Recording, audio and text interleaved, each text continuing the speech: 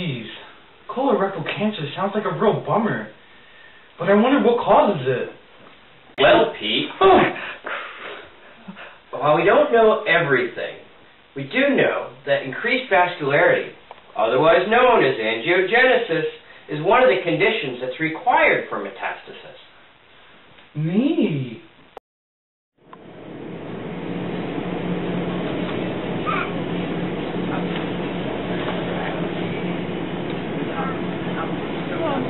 They say they know what's involved with metastases, but why don't they know how to stop it?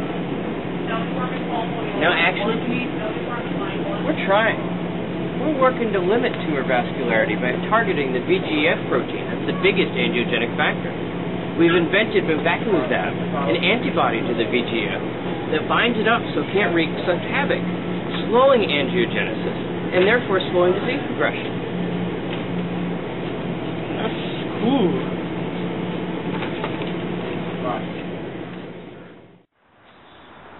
You know, they say they're making progress, but how do they know? How do they check? That's a great question, Pete.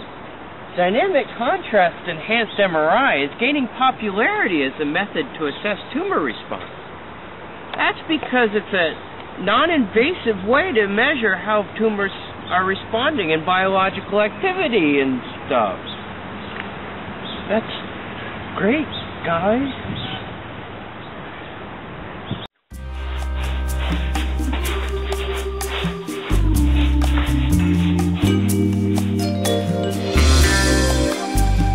You know, that Dce-Mri sounded really good, but I hear the use in a clinical setting makes it really challenging.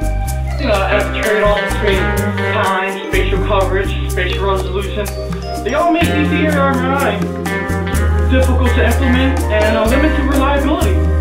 You know, that's true, Pete. However, a novel form of data acquisition, otherwise known as back projection, might actually mitigate the need for such trade-offs. Oh, weird.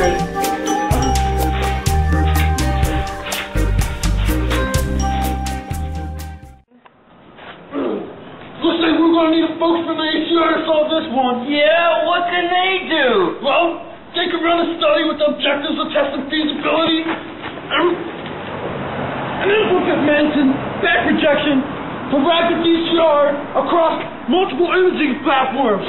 2, assessing whether bevacizumab impacts tumor vascularity in patients with colorectal cancer.